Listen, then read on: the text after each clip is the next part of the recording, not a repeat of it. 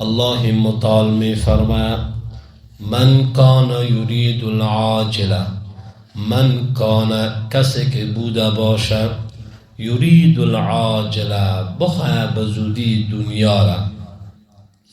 دنیایی که او زود گذر هست او را بخواه، عجلنا له فیها ما نشاء، هر آنچه که ما بخوایم الله میگه بر از او میتیم،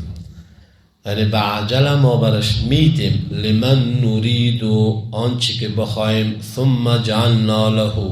پس ما میگردیم از برای از او انسان، جهنم دوزخ را،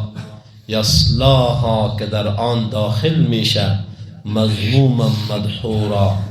این انسان سرزنش شده و رانده شده در جهنم.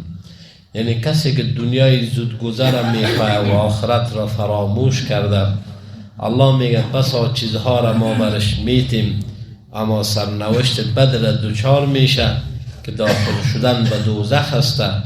اونطور داخل میشه که انسان هم سرزنش میشه هم رانده میشه از رحمت پروردگار متعال.